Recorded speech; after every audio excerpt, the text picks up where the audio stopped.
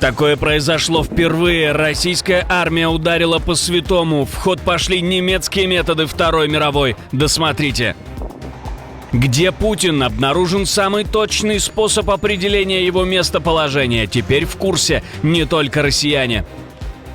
Разрыв отношений. Москва теряет рынки и уходит во мрак. Европа забирает священную часть бюджета Кремля. За шаг до вторжения. Что остановило президента и спасло Альянс? Кто не допустил начала новой мировой войны? Расследование нового поколения под подозрением чат-бот. В чем замешан искусственный интеллект и как законы собираются бороться с машиной. Об этих и других самых главных событиях утро вторника, 27 января. Теперь обязательно нужно досмотреть до конца. Дальше только самое важное. В эфире Нехта, я Алексей Бурлаков. Европа закрывает трубу. Страны ЕС окончательно утвердили закон, который запрещает импорт российского газа и делает этот разрыв отношений юридически обязательным. Почти 4 года после начала полномасштабной войны, и теперь это уже не обещание, а правило.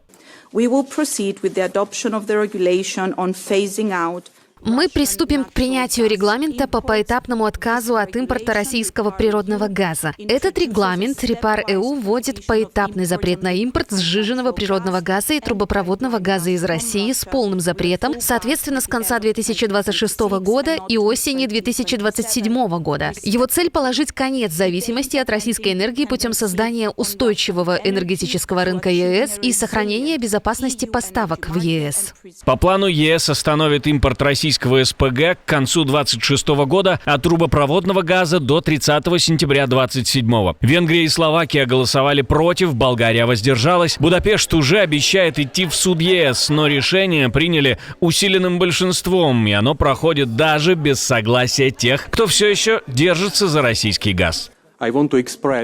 Я хочу выразить обеспокоенность намерением комиссии внести законодательное предложение о запрете импорта нефти из Российской Федерации не позднее конца 2027 года. Для Словакии эти сроки вызывают серьезные вопросы в отношении безопасности поставок, экономических последствий и наличия доступных альтернатив. Россия тем временем уходит в мрак и холод, да и трясет не слабо. ПВО в Белгороде за день срабатывает уже 6-й раз, и жители пишут, что город снова проваливается в темноту, без света, без тепла, с адом в квартирах. После обстрелов области 9 января без отопления и электричества, по сообщениям властей, оставались более 500 000 человек. Тогда губернатор Гладков фактически предложил людям покупать генераторы. Теперь история повторяется, а помощи, по словам белгородцев, как не было, так и нет. И это не только Белгород. С начала года в десятках регионов, минимум в 7 из 8 федеральных округов, шли отключения света и отопления из-за аварий на линиях электропередач и теплосетях. В Мурманске и Североморске после падения опор ЛЭП восстановление обещают не раньше, чем через неделю. В Рубцовске несколько аварий оставили без тепла более 500 многоэтажек при морозах до минус 28. В Омске на ТЭЦ сломался котел и рвало трассы. Люди пишут жалобы уже не губернатору, а в Москву. Причина всему этому очень редко обстрелы, но все чаще война. Друзья друзьями, но скандал, если нужно, устроим. Украинское зерно снова проблема для Варшавы. Совет ЕС по сельскому хозяйству по требованию Польши, Венгрии, Словакии и Австрии обсудит соглашение о свободной торговле с Украиной и новые тормоза для агроимпорта. В контексте соглашения о свободной торговле Австрия, Венгрия, Польша и Словакия хотели бы подчеркнуть вопросы, которые, по нашему мнению, являются решающими и не были полностью учтены в недавно заключенных соглашениях, имеющих большое значение для сельскохозяйственного сектора. Имеется в виду соглашение не только с Украиной, но и странами Латинской Америки или Меркосур. Смысл претензий простой – защиты мало. 4 стран хочет более жестких защитных механизмов и правил, как для своих, чтобы украинский импорт проходил по тем же стандартам, что и фермеры ЕС. От пестицидов и антибиотиков до требований по животным и климату. Отдельно звучит идея компенсационного фонда для фермеров, если рынок снова начнет трясти. А саму либерализацию торговли предлагают притормозить, пока не будут выровнены условия. Впервые со Второй мировой войны в Киеве во время массированной ракетно-дроновой атаки повреждения получила Киево-Печерская лавра, объект всемирного наследия.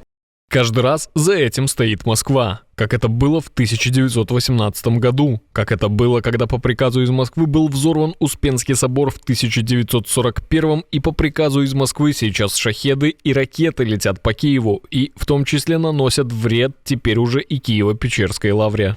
По словам директора, пострадали вход в комплекс дальних пещер и Анна-Зачатиевская церковь. Взрывной волной выбила часть окон и дверей, местами посыпалась штукатурка. Сами пещеры не пострадали, но из-за отключения электричества не сработал сейсмодатчик, и точное влияние взрыва на объекты пока нельзя оценить. Америка уже готова была разогнать военный сценарий Гренландии, но в Вашингтоне вовремя нажали на тормоза. Reuters пишет, в начале января Трамп и его команда все чаще намекали, что вариант силового давления на остров вообще не исключен. И это подняло тревогу даже у республиканцев. Они звонили госсекретарю Марко Рубио и прямо предупреждали, если Белый дом полезет в Гренландию без согласия Конгресса, это может закончиться импичментом. В итоге администрация, по данным Reuters, от идеи захвата отказалась. Трамп параллельно снял угрозу пошлин союзникам и заявил, что с генсеком НАТО Марком Рютте наметили рамки будущей сделки по Гренландии. А вот что именно в этих рамках, до конца не ясно. В публичном поле звучат версии про усиление американского военного присутствия и интерес к ресурсам острова, но деталей нет ни у кого. Крик души из Европы. ЕС послал России прямой сигнал. Больше мы не позволим нам угрожать. На саммите в Гамбурге Британия, Германия, Дания и соседи по Северному морю подписали так называемый «Чистый энергопакт». К 2050 году 100 гигаватт офшорного ветра через совместные проекты. В декабре прошлого года мы вместе с Европейским Союзом послали России очень ясный сигнал. Больше мы не позволим вам использовать энергию как оружие против нас. Больше мы не позволим вам шантажировать государства, члены Европейского Союза. И больше мы не будем косвенно помогать финансировать войну в Украине. Мы решили, наконец, прекратить импорт российской энергии.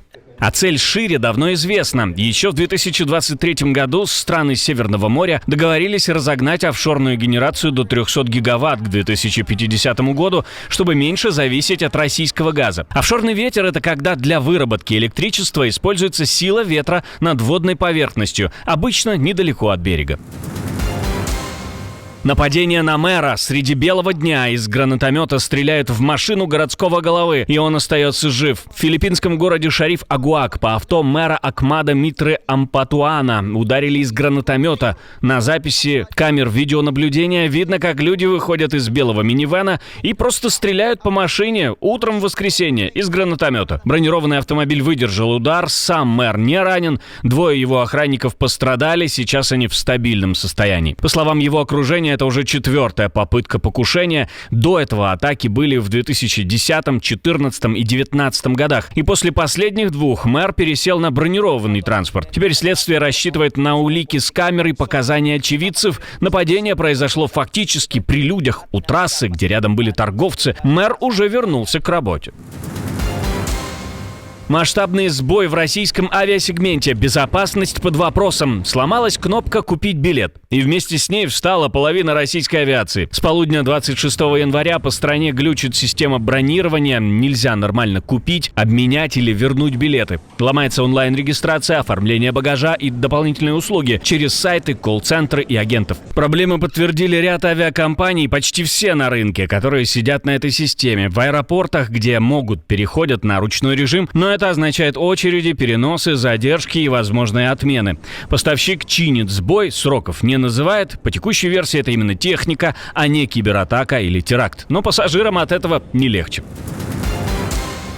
Ценности поделили между Востоком и Западом. В Кремле уже рисуют Россию будущего так, что у человека в этом будущем, кажется, нет главного – самого человека. На форуме «Знания» один из ключевых идеологов администрации президента Александр Харичев назвал строй суверенным традиционализмом и противопоставил Западу скрепный коллективизм и служение Отечеству. А права, свобода и даже жизнь в его презентации оказались в низшей лиге. По внутреннему рейтингу «Жизнь, достоинство, права и свободы» набрали набрали 40 баллов и меньше, тогда как коллективизм и служение 90 и выше. Дальше еще интереснее. Харичев ссылался на другого путинского пропагандиста Дугина, говорил про потомков греко-римской цивилизации, показывал слайды, где связь России и Запада держится только на войнах, от поляков до Наполеона, Гитлера и Байдена. Итог формулы власти в России звучит так: сильная и удобная страна, но идеальный гражданин там простой: патриот, командный игрок и человек служения. Вопрос только один: если жизнь далеко не главная ценность, то ради чего все это служение и кого в итоге защищают? Ждем ваши ответы в комментариях. Впервые в истории в качестве подозреваемого чат-бот. Конечно, никуда он не сядет, но ситуация интересная. Илон Маск попадает под раздачу. Еврокомиссия запускает расследование против X из-за Grok. Проверяют, не разгоняет ли он по Европе поддельные интимные картинки, включая изображения женщин и несовершеннолетних. Это история про сексуализированные дипфейки, сделанные без согласия, и про то, кто за это отвечает. Кто-то скажет, что X ограничила это только премиум подписчиками. Давайте скажем ясно, материалы сексуального насилия над детьми — это не премиальная привилегия. Такому контенту не место в Европе, и мы должны защищать наших граждан от потенциального будущего вреда. Именно поэтому это расследование в отношении Grok позволит нам глубже изучить вопрос, чтобы защитить наших женщин, наших детей и наших граждан. Дело идет по жестким правилам Digital Services Act. Платформа должна заранее снижать риски и быстро убирать незаконный контент. Если в Брюсселе решат, что X проспал проблему, штраф может быть до 6% мирового годового оборота компании. И это уже не скандал в соцсетях, это угроза реальных санкций. Так, по скорости интернет скоро можно будет определить местонахождение Путина. Санкт-Петербург снова отключили от мира. В центре города массово пропадает мобильный интернет, жалуются абоненты всех операторов. Связь то появляется, то исчезает, и люди просто остаются без нормального доступа к сети. В администрации подтвердили, в течение дня возможны отключения. Это меры безопасности, без деталей. Жителям предлагают спасаться городским бесплатным Wi-Fi, и совпадение тут слишком удобное. Как раз в Петербург приезжает Путин, встреча с королем Малайзии в Эрмитаже, а на следующий день мероприятие к годовщине снятия блокады Ленинграда. В общем, 2 дня без связи, только чтобы Путин мог показать вот это. Ну а мы напоминаем, что разработали решение, которое позволит вам всегда оставаться на связи анонимно для диктатора и безопасно.